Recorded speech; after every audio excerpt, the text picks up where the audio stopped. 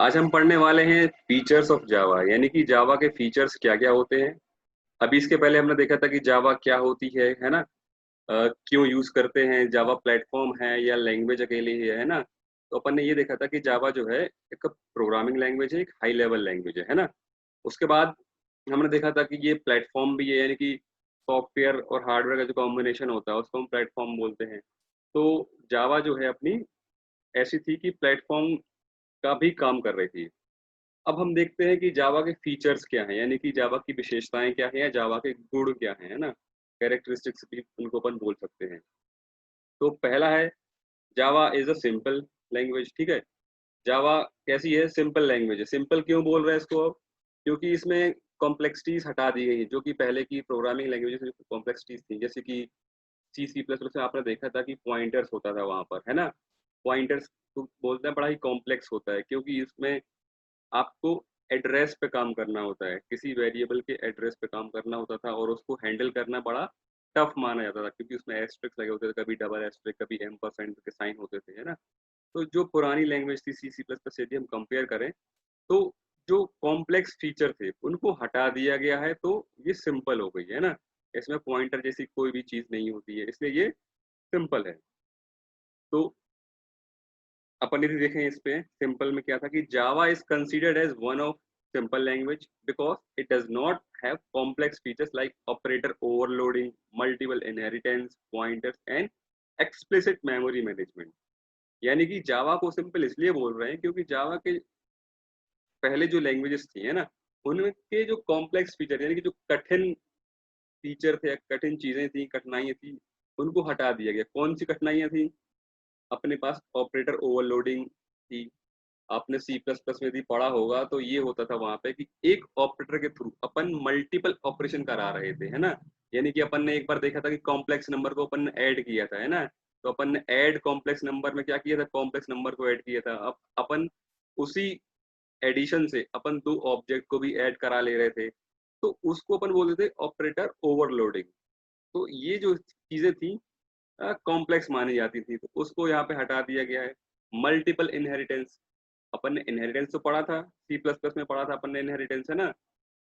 उसमें ये होता था कि जो बेस क्लास है या पेरेंट क्लास है, उसके फीचर्स को उसकी डिराइव्ड क्लास या चाइल्ड क्लास उसको इनहेरिट करते थे। यानी कि जो फीचर्स उसकी बेस क्लास में होंगे, वही फीचर्स उसकी चाइल्ड क्लास में होंगे या डिराइव्ड क्लास में होते थे, और उसके अलावा भी उसके पास और फीचर्स होते थे। तो मल्टीपल इनहेरिटेंस एक प्रकार है इनहेरिटेंस में, जिसमें ये होता था कि एक क्लास कई सारी क्लासेस के फीचर ले सकती थी। यानी कि एक बेस क्लास होती थी, अ, एक चाइल्ड क्लास होती थी, और मल्टीपल बेस क्लास, यानी कि एक दो तीन, एक से ज्यादा क्लासेस उसकी पेरेंट होती थी। तो एक क्लास जो नीचे वाली क्लास होती थी, जो चाइल्ड क्लास होती थी, वो मल्टीपल क्लासेस से इनहेरिट हो जाती थी। इससे क्या होती थी, कंफ्यूजन पैदा होती थी, है ना, कि कौन किसके गुण ले रहा है। तो इस तरह की कॉम्प्लेक्सिटी को भी अपन ने जावा में हटा दिया। पॉइंटर्स मैंने आपको बता ही दिया था, उसको भी हटा दिया। एक्सप्लिसिट मेमोरी मैनेजमेंट, एक्सप्लिसिट का मतलब होता है खुद से मेमोरी मैनेज करना है, मेमोरी मैनेजमेंट को करना है। बट एक्सप्लिसिट मतलब कि यूजर या प्रोग्रामर खुद से ही मेमोरी को मैनेज करता था। तो मेमोरी मैनेजमेंट अपने आप में ही टफ टास्क माना जाता है, और उसके ऊपर यदि प्रोग्रामर खुद ही करे तो उसको बोलते हैं एक्सप्लिसिट। एक्सप्लिसिट मतलब खुद से करना है, अपने आप ना होके अपन को करना पड़ जाए, तो उसको बोलते थे एक्सप्लिसिट मेमोरी मैनेजमेंट। अब इसमें होता क्या था कि जो आपने देखा होगा कि डेटा स्ट्रक्चर में जब आपने नोड पढ़े थे, यानी कि लिंक लिस्ट पढ़ी थी, तो क्या करते थे उसमें अपन एक नोड क्रिएट करते थे, है ना। उस नोड को क्रिएट करते वक्त क्या करते थे, अपन नई मेमोरी क्रिएट करते थे ना। अपन एक स्ट्रक्ट करते थे या एमएलओ मेमोरी का लोकेट करते थे, फिर उसको मेमोरी मिलती थी नोड को। नोड होता था अपना, उसमें डेटा पार्ट होता था, उसमें एड्रेस पार्ट होता था, है ना। तो वो दो चीजें जो थी अपन मेमोरी मैनेजमेंट के थ्रू खुद से कर रहे थे, तो उसको बोलते थे अपन लोग एक्सप्लिसिट मेमोरी मैनेजमेंट। तो ये चीजें जावा में हटा दी गई, इनकी की जरूरत ही नहीं पड़ेगी जावा में, है ना। तो इसलिए जावा को अपन क्या बोलते हैं, सिंपल लैंग्वेज। तो जावा जो है अपनी सिंपल हो गई। सेकंड अपन ने क्या देखा था, जावा कैसी है, जावा ऑब्जेक्ट ओरिएंटेड प्रोग्रामिंग लैंग्वेज है। ठीक है, इसके पहले अपन ने देखा था कि सी जो थी, सी स्ट्रक्चर्ड प्रोग्रामिंग लैंग्वेज थी, है ना, और सी प्लस प्लस कैसी थी, ऑब्जेक्ट ओरिएंटेड प्रोग्रामिंग लैंग्वेज। तो अपन को काफी सारी चीजें इसमें सी प्लस प्लस से मिलती जुलती मिलेंगी। तो अब ये देखना है कि ऑब्जेक्ट ओरिएंटेड है तो जावा में कौन कौन चीजें होंगी। तो जैसे कि ऑब्जेक्ट ओरिएंटेड प्रोग्रामिंग में ऑब्जेक्ट होता था, क्लास होती थी, इनहेरिटेंस होता था, है ना, पॉलीमॉर्फिज्म होती थी। जितने फीचर्स ऑब्जेक्ट ओरिएंटेड प्रोग्रामिंग में होते हैं वही सारे फीचर्स अपने जावा में आ जाएंगे। तो देखते हैं अपन लोग क्या था। ये देखो, जावा जो है ऑब्जेक्ट ओरिएंटेड है, यानी कि basic concepts of object oriented programming are object, class, inheritance, polymorphism, abstraction, encapsulation. ठीक है, तो ये जो फीचर्स हैं, वास्तव में ये फीचर्स जो है किसके, ऑब्जेक्ट ओरिएंटेड प्रोग्रामिंग के हैं। और जावा ऑब्जेक्ट ओरिएंटेड प्रोग्रामिंग है तो ये फीचर्स जावा के भी हो जाएंगे, यानी कि जावा में ऑब्जेक्ट भी होगा, जावा में क्लास भी होगी, जावा में इनहेरिटेंस भी होगा, जावा में पॉलीमॉर्फिज्म भी होगी, जावा में एब्स्ट्रैक्शन भी होगा, जावा में इनकैप्सुलेशन भी होगा। ठीक है, अपन इनको और पढ़ेंगे आगे चल के, जब अपन लोग क्लास और ऑब्जेक्ट पढ़ेंगे तो अपन ये सब चीजें पढ़ने वाले हैं ना, object, class, inheritance, polymorphism, abstraction, encapsulation, इन सबको अपन लोग डीप में देखेंगे, है ना, विस्तार से देखेंगे इनको अपन आगे चल के। अभी आप ये समझो कि ऑब्जेक्ट ओरिएंटेड प्रोग्रामिंग लैंग्वेज जावा है तो जावा में ये सारे फीचर्स आ जाएंगे, है ना, यानी कि जावा में ये सारे फीचर्स होते हैं। फिर बात करें प्लेटफॉर्म इंडिपेंडेंट की। तीसरा फीचर क्या है जावा का, प्लेटफॉर्म इंडिपेंडेंट। ये बहुत ही यूनिक फीचर है, इस कारण ही जावा बहुत पॉपुलर है। ठीक है ना, जावा प्लेटफॉर्म इंडिपेंडेंट है। प्लेटफॉर्म का मतलब मैंने बताया था पहले आपको कि मान लो कोई प्रोग्राम अपन सी में लिख रहे हैं, यदि वो प्रोग्राम अपन ने विंडोज में लिखा है तो विंडोज में कंपाइल किया तो रन भी विंडोज में ही होगा। यदि अपन सी प्रोग्राम को कंपाइल करके विंडोज में कंपाइल किया, अपन चाहे लाइनेक्स में उसको रन करें तो नहीं होगा। ऐसे ही विंडोज के प्रोग्राम को यदि अपन लोग मैकेंटोश में करें या मैक में करें तो वहां भी नहीं होगा। यानी कि क्या था, प्लेटफॉर्म पे डिपेंडेंसी थी। सी सी प्लस प्लस की पुरानी लैंग्वेज की बात करें तो वो प्लेटफॉर्म पे डिपेंडेंट, जिस प्लेटफॉर्म पे आप कंपाइल कर रहे हो उसी पे आप रन करो, है ना। तो ये जो चीज है प्लेटफॉर्म पे डिपेंडेंसी, वो अपनी जावा में हटा दी गई है। यहाँ पे क्या है, प्लेटफॉर्म इंडिपेंडेंट है, यानी कि चाहे आप विंडोज में प्रोग्राम को कंपाइल कर लो, अब इस कंपाइल प्रोग्राम को आप अ, अपने विंडोज में भी रन कर सकते हो, अपने लाइनेक्स में भी रन कर सकते हो और अपने मैक में भी रन कर सकते हो, मतलब किसी भी प्लेटफॉर्म पे आप उसको रन कर सकते हो, है ना। तो प्लेटफॉर्म पे डिपेंडेंसी नहीं है। अपन देखते हैं इसको इंग्लिश में। A platform is the hardware और software environment in which a program runs. ठीक है, प्लेटफॉर्म एक हार्डवेयर और सॉफ्टवेयर एनवायरनमेंट होता है जिसमें कि प्रोग्राम रन होता है ना। टू टाइप के प्लेटफॉर्म होते हैं, सॉफ्टवेयर बेस्ड होते हैं और हार्डवेयर बेस्ड होते हैं। ठीक है, तो जावा जो है वो कौन सा सपोर्ट प्रोवाइड करता है, सॉफ्टवेयर बेस्ड प्रोग्राम। तो जावा कोड को अपन मल्टीपल प्लेटफॉर्म पर रन कर सकते हैं, यानी कि विंडोज पे भी, लाइनेक्स पे भी, सोलारिस पे भी, मैक पे भी, किसी पे भी। ठीक है, मतलब एक से ज्यादा प्लेटफॉर्म पे अपन उसको रन करा सकते हैं। यानी कि जावा कोड कभी आपने कंपाइल कर लिया, ठीक है, और उसको बाइट कोड में कन्वर्ट कर लिया, तो फिर ये जो बाइट कोड है ये प्लेटफॉर्म इंडिपेंडेंट हो जाएगा। ठीक है, और इसको हम एक बार कंपाइल करके कई बार कहीं पे भी रन कर सकते हैं। यानी कि ये लाइन कभी भी आपसे पूछी जा सकती है ना, कभी जब प्रैक्टिकल में वाइवा होता है तो आपसे पूछ सकते हैं WORA, यानी कि write once and run anywhere. एक बार लिखो और फिर कितनी बार इसको रन कराओ। ठीक है ना, तो जो बाइट कोड है ये प्लेटफॉर्म इंडिपेंडेंट होता है अपना। ठीक है, ठीक है, और इसको अपन कहीं पे भी रन कर सकते हैं, किसी भी प्लेटफॉर्म पे कितनी भी बार उसको रन कर सकते हैं। यानी कि राइट वंस, एक बार उसको कोड करना होता है, और फिर रन एनीवेयर, तो कभी भी उसको कहीं पे भी चला लो आप। ठीक है, तो जावा जो है वोरा कह सकते हैं, WORA, write once run anywhere. अपन इसको देखते हैं इस डायग्राम के थ्रू, है ना। अपन ने एक बार देख चुके हैं डायग्राम को, दोबारा देख रहे हैं ये कि मान लो अपन को दो नंबर को ऐड करना है, 1 एंड 2 को। ठीक है, तो 1+2 अपन को करना है। अब ये जावा का सिंटेक्स है, system dot out dot println 1+2। ठीक है, ये अपन बाद में सीखेंगे इसको, है ना। अभी आप बस समझ चलो कि अपन एक प्रोग्राम बना रहा है जिसमें दो नंबर को ऐड करना है, और दो नंबर कौन से हैं, 1 एंड 2। तो system dot out dot println 1+2 अपन ने किया है, तो ये तो अपना हो गया प्रोग्राम, यानी कि अपन ने इसको राइट किया, कोड को अपन ने लिखा है। एक बार लिखा है अपन ने, ठीक है। अब इस कोड को अपन ने किया कंपाइल। जब इस कोड को कंपाइल करते तो किसकी जरूरत पड़ती है अपन को? जावा कंपाइलर की। तो अपन ने इस कोड को जावा कंपाइलर से कंपाइल किया तो क्या मिलता हमको? Byte code. ये बहुत ही इंपॉर्टेंट डायग्राम है, फिगर है, ठीक है। इसको आप लोग अच्छे से ध्यान से देख लो, है ना। यही अपने जावा की मेन चीज है, ठीक है ना, कि प्लेटफॉर्म इंडिपेंडेंट क्यों होता है। इसमें ऐसा क्या है कि प्लेटफॉर्म इंडिपेंडेंट हो जाता है, कोड किसी भी विंडोज या लाइनेक्स या मैक पे चला सकते हैं आप लोग, है ना। तो सिंपल सा है ये चीज, कोई बड़ा टफ नहीं है, बस इसको एक बार देखना जरूरी होता है और एक बार समझना जरूरी होता है ना। तो मैं इसको दोबारा से अच्छे से समझा देता हूँ। मान लो आपका एक प्रोग्राम है 1+2। ये तो बहुत छोटा सा प्रोग्राम लिया है, ठीक है, ताकि आपको समझ में जाए। आपका कितना भी बड़ा प्रोग्राम, कितना भी बड़ा 10 पेज का भी क्यों ना हो, 100 लाइन का भी क्यों ना हो, अपन ने एक बार लिख लिया उस प्रोग्राम को, ठीक है। और उस प्रोग्राम को अपन ने कंपाइलर से कंपाइल किया, ठीक है। अब जब भी आप एक प्रोग्राम को कंपाइल कर लेते हैं तो हमको क्या मिलता है? एक दूसरा कोड मिलता है जो कि अपने जावा जैसा नहीं दिखता है, ठीक है। तो वो यहाँ पे क्या कहलाता है? बाइट कोड, ठीक है ना।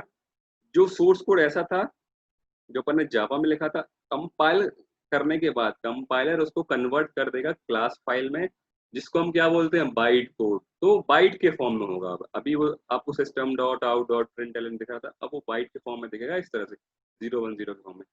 अब ये जो बाइट कोड है, ये बाइट कोड जो है अपने विंडोज के जेवीएम पे चल सकता है, यही बाइट कोड अपना लाइनेक्स के जेवीएम पे चल सकता है, और यही बाइट कोड अपना मैक के जेवीएम पे चल सकता है। अब जेवीएम क्या होता है हम अभी आगे चल के फिर से बताएंगे। मैंने कहा भी था आप लोग को, ये इसको पढ़ के आना एक बार, ताकि आपको आसानी से समझ आ सके, है ना। जब भी आपको नोट्स हो रहा था कि बनाओ या कुछ चीज पढ़ के आओ, तो उसको पढ़ने से ये होता है कि अगली बार जब आप क्लास में आते हैं तो आपको आसानी समझ में आता है ना। यदि आपने जेवीएम के बारे में थोड़ा बहुत पढ़ा होगा तो आपको समझ आएगा कि जेवीएम क्या होता है, कैसे काम करता है ना। तो जो बाइट कोड है, ठीक है, ये जो बाइट कोड है अपना कंपाइलर के बाद तैयार हो चुका है। अब इस बाइट कोड को आप विंडो के जेवीएम पे ले जाओ तो विंडोज को एग्जीक्यूट कर देगा और आपका आउटपुट दे देगा आपकी विंडोज सिस्टम पे। विंडोज मतलब ऑपरेटिंग सिस्टम यदि विंडोज है, विंडोज 10 है, विंडोज 8 है, विंडोज 7 है ना।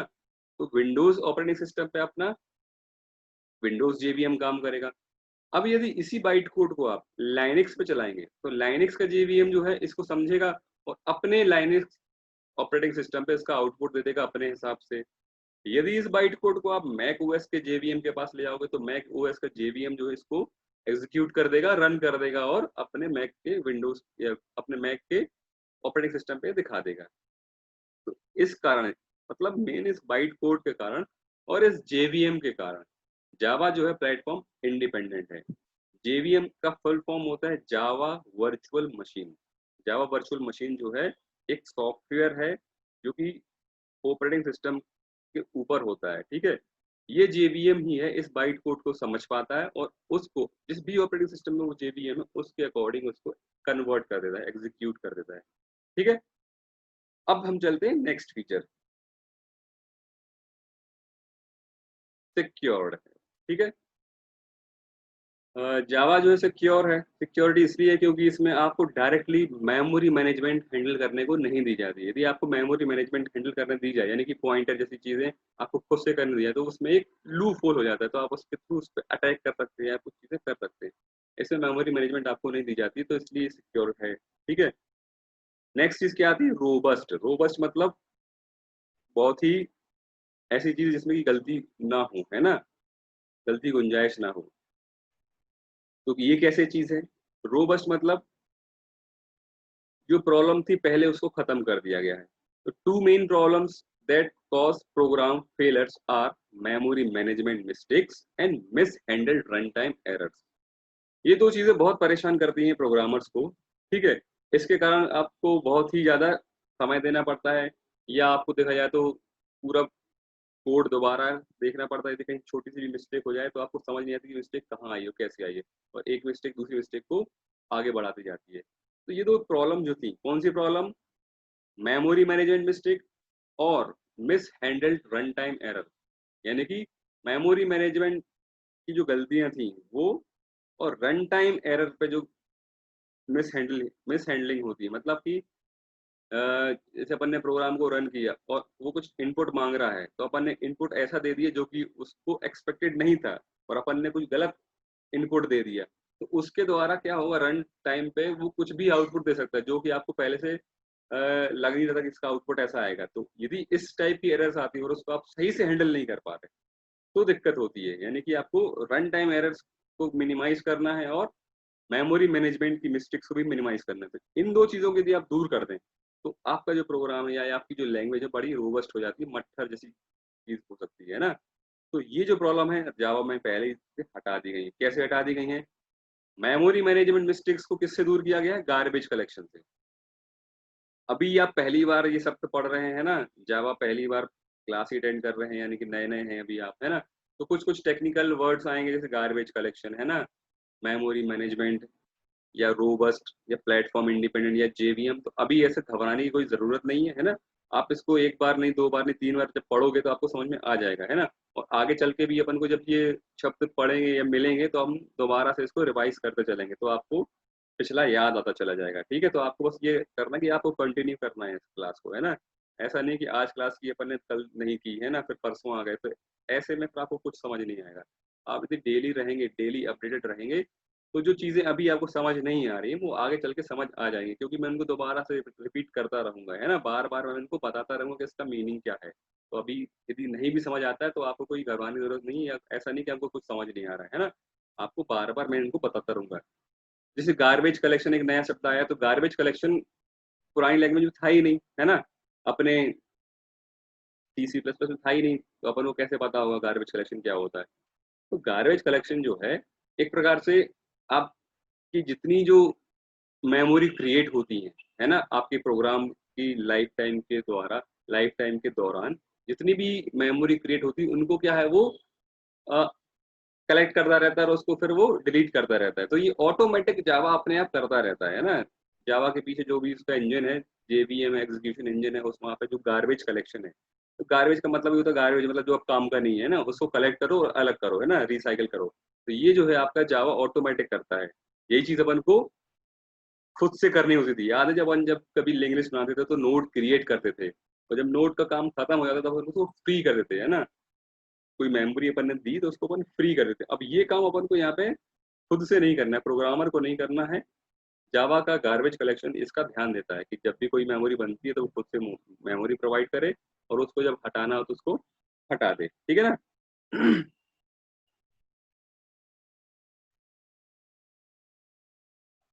Garbage collection is automatic deallocation of objects which are no longer needed. मतलब कि जो ऑब्जेक्ट अभी अपन को जरूरत नहीं है उनको ऑटोमेटिकली अलग कर दो, डीएलोकेट कर दो। जो मेमोरी उनको अलोकेट की थी उसको अब हटा लो, है ना? और दूसरी चीज क्या थी? Miss handle run time errors. अब इनको कैसे दूर किया हुआ है इन्होंने कि जो रन टाइम पे मान लो अपन ने कोई इनपुट दिया और वो इनपुट एक्सपेक्टेड नहीं था, तो अपन को वहां पे एरर मिलेगी, है ना? तो अपन समझ नहीं पाएंगे या उसको अपन दूर करते फिरेंगे, है ना? तो उसमें अपन का टाइम जाएगा। तो वो चीजें जो थी जावा में एक्सेप्शन हैंडलिंग के थ्रू अलग हो गई हैं। अब आपके पास एक और नया शब्द आया है, एक्सेप्शन हैंडलिंग, है ना? तो एक्सेप्शन हैंडलिंग का मतलब ये होता है कि कोई एक्सेप्शन आ जाए या कोई नई चीज आ जाए या कोई एरर आ जाए, तो उसको कैसे हैंडल करना है, तो ये भी अपन को जावा में अलग से दिया गया है। तो उसको क्या बोलते हैं? Exception handling. इससे क्या होगा कि जो रन टाइम एरर्स आती हैं उनको दूर करने के लिए अपन इनका यूज करेंगे।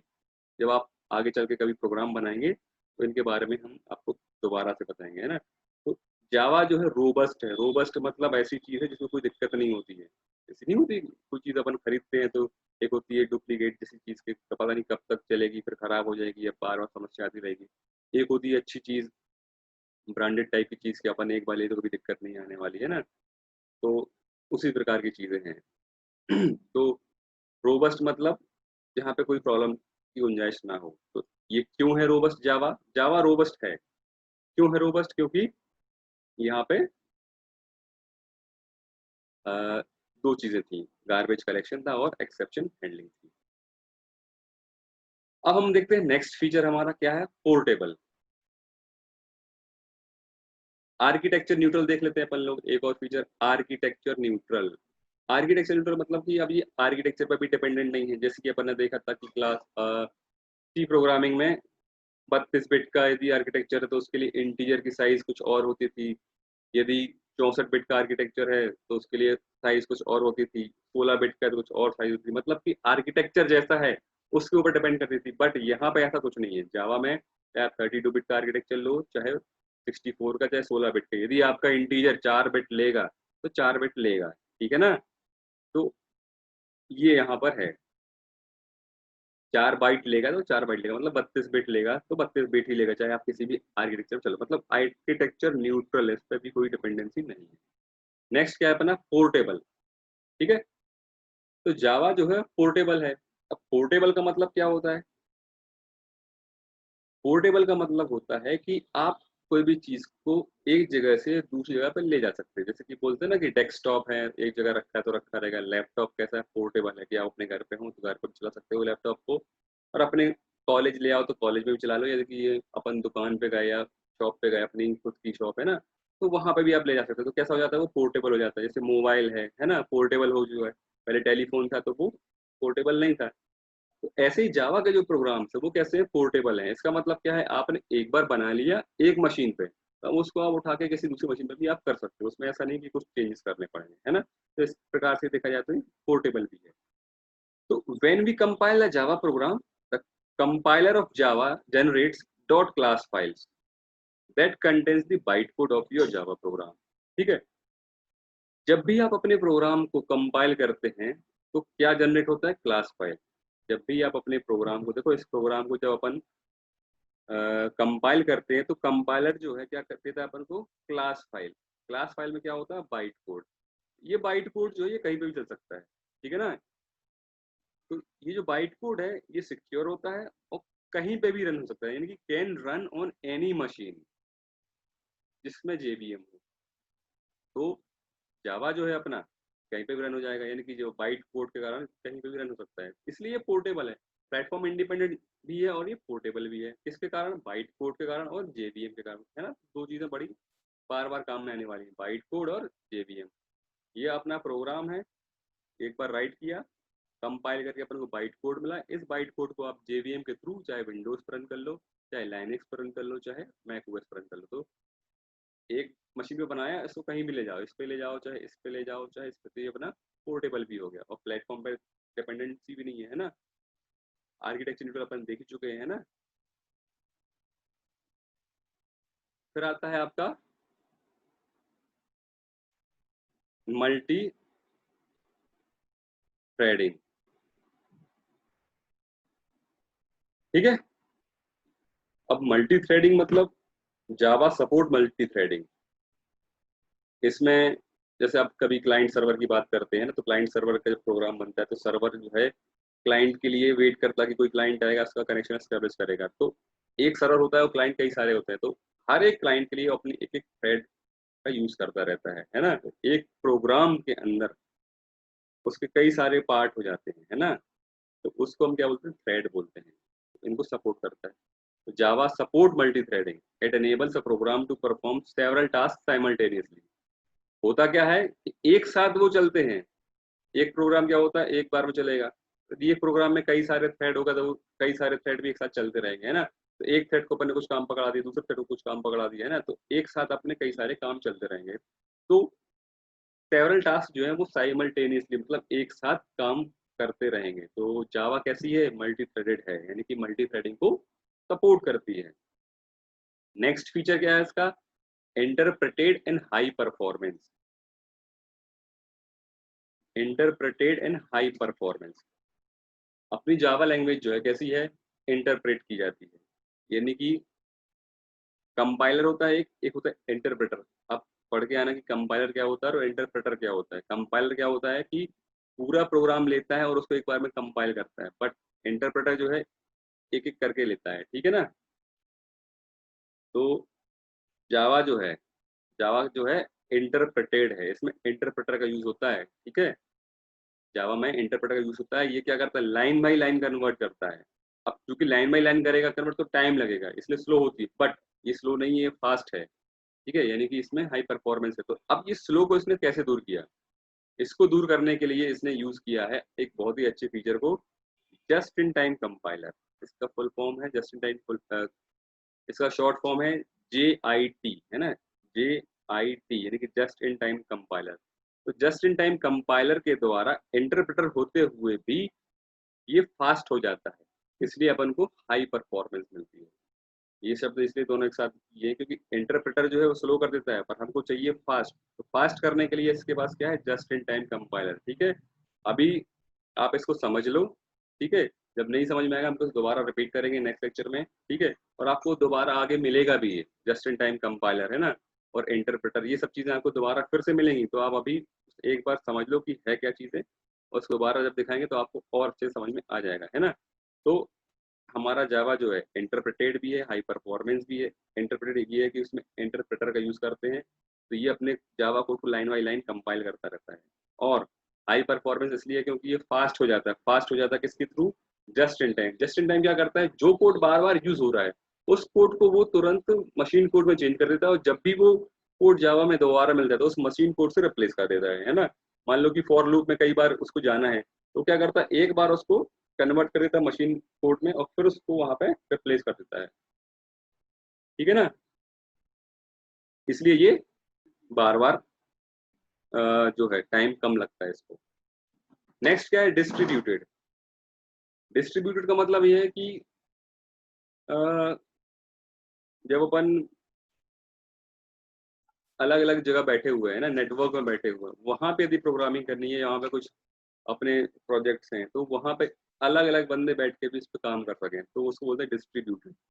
इसमें अपन रिमोट मेथड इन्वोकेशन का यूज करते हैं, है ना, एंटरप्राइज जावा बीन्स का यूज करते हैं। तो ये थोड़ा सा एडवांस लेवल का है फीचर। ठीक है, अब अपन बात करें तो जावा प्रोग्राम जो है एक से अधिक सिस्टम पे भी काम कर सकती है। ठीक है, यदि आपके पास नेट कनेक्शन है।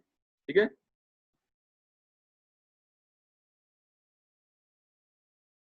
तो दोबारा से एक बार मैं रिपीट कर रहा हूँ जावा के features. Java is simple, object oriented, platform independent, secured, robust, architecture neutral, portable, dynamic, interpreted, high performance, multi threaded, distributed.